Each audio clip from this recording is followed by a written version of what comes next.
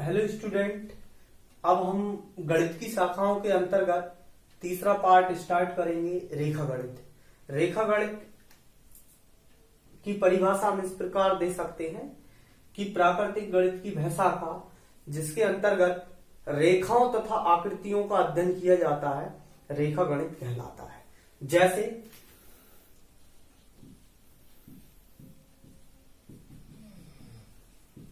त्रिभुज, चतुर्भुज, कोण आदि। तो इसमें हम सबसे पहले अध्ययन करेंगे त्रिभुजों का। तो त्रिभुज सबसे पहली चीज है हमारे पास त्रिभुज। तो हम देखेंगे कि त्रिभुज किसे कहते हैं। त्रिभुज, इसका मतलब है कि तीन भुजाओं से हम कोई एक आकृति बनाएंगे, लेकिन वो आकृति कैसी होगी? बंद होगी।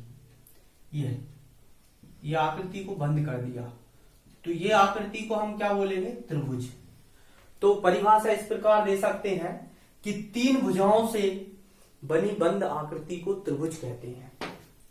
तीन भुजाओं से बनी बंद आकृति को त्रिभुज कहते हैं। इसमें तीन ये भुजाएं हैं, ए बी, बी सी और ए सी। तो त्रिभुज के जो प्रकार हैं वो हम त्रिभुज को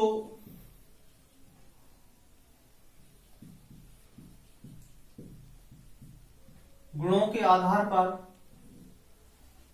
अलग अलग नाम दिया गया है। तो सबसे पहली चीज है त्रिभुज के प्रकार। त्रिभुज के प्रकार निम्नलिखित हैं। हम इनको इस प्रकार पढ़ेंगे कि सबसे पहले समबाहु त्रिभुज, समबाहु त्रिभुज। नंबर 2 विषमबाहु त्रिभुज, विषमबाहु त्रिभुज। नंबर 3 है समद्विबाहु त्रिभुज।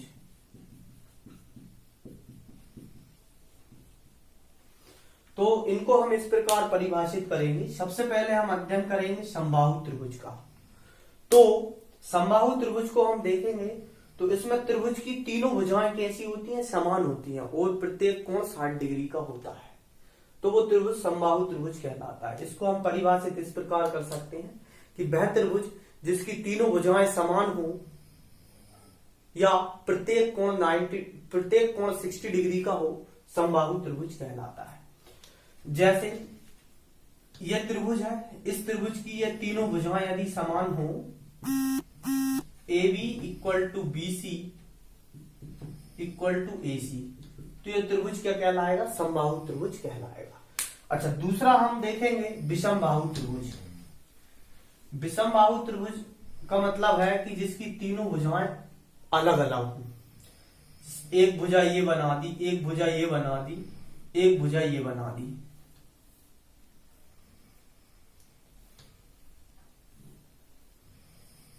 तो इस प्रकार ये तीनों भुजाएं अलग अलग हैं, ए बी सी। तो ये विषमबाहु त्रिभुज कहलाएगा। जैसे ये ए बी है, ये बराबर नहीं है बी सी और बराबर नहीं है ए सी। तो इसकी परिभाषा इस प्रकार दे सकते हैं कि वह त्रिभुज जिसकी तीनों भुजाएं असमान हो, विषमबाहु त्रिभुज कहलाता है। तीसरा है हमारा समद्विबाहु त्रिभुज। तो समद्विबाहु त्रिभुज को हम इस प्रकार परिभाषित कर सकते हैं कि वह त्रिभुज जिसकी कोई दो भुजाएं बराबर हो और एक भुजा बराबर ना हो, क्या कहलाता है? समद्विबाहु त्रिभुज कहलाता है। जैसे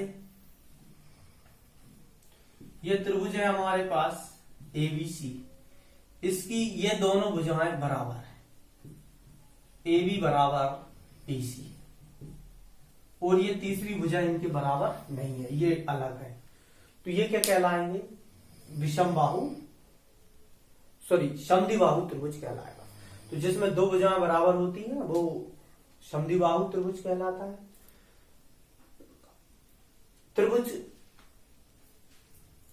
त्रिभुज के ये तीन प्रकार हम बता सकते हैं, समबाहु, विषमबाहु और समद्विबाहु। अब इसके बाद हमारा जो नेक्स्ट टॉपिक है वो है कोण।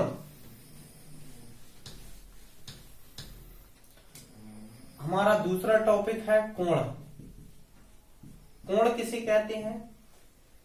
ये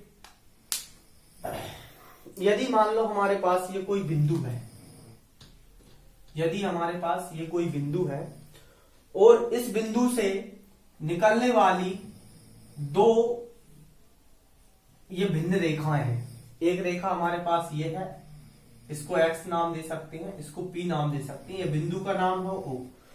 तो एक ही बिंदु से निकलने वाली दो रेखाओं के बीच की दूरी को हम कोण कहते हैं। तो एक इसको परिभाषित इस प्रकार कर सकते हैं कि एक ही बिंदु से निकलने वाली दो रेखाओं के बीच की दूरी या ज्या को कोण कहते हैं। इसे थीटा से दर्शाते हैं, इसे थीटा से दर्शाते हैं। अच्छा, दूसरी चीज है हमारे पास कोण के प्रकार। कोण के प्रकार, तो कोण के प्रकार निम्नलिखित हैं, हम इनको इस प्रकार पढ़ेंगे। हमारे पास है सबसे पहले न्यून कोण। न्यून कोण का मतलब है कि वह कोण जिसकी माप 0 डिग्री से अधिक और 90 डिग्री से कम हो, न्यून कोण कहलाता है। 0 डिग्री से अधिक हो और 90 डिग्री से कम हो, वह कोण न्यून कोण कहलाता है। इसके बीच कितने भी डिग्री का हो सकता है। दूसरा है हमारे पास समकोण। इसको हम इस प्रकार परिभाषित करेंगे कि वह कोण जिसकी माप 90 डिग्री हो, समकोण कहलाता है। यदि हमारे पास कोई 90 डिग्री का कोण है तो हम उसको बोलेंगे समकोण। तीसरा है हमारे पास अधिक कोण। इसको हम इस प्रकार परिभाषित करेंगे कि वह कोण जिसकी माप 90 डिग्री से अधिक, वह कोण जिसकी माप 90 डिग्री से अधिक तथा 180 डिग्री से कम हो, 180 डिग्री से कम हो, अधिक कोण कहलाता है। ये 90 डिग्री से अधिक और 180 डिग्री से कम कितना भी हो सकता है। फिर चौथा है हमारे पास सरल कोण, या हम इसे ऋजु कोण भी कहते हैं। इसका मतलब है वह कोण जिसकी माप 180 डिग्री हो, सरल कोण कहलाता है। ये ऐसा सरल कोण होता है, ये सीधी रेखा पर होता है, ये 180 डिग्री का एंगल होता है, इसे हम बोलते हैं सरल कोण या ऋजु कोण। इसके बाद हमारे पास है संपूर्ण कोण। संपूर्ण कोण, तो संपूर्ण कोण को हम इस प्रकार परिभाषित करेंगे कि वह कोण जिसकी माप 360 डिग्री हो, संपूर्ण कोण कहलाता है।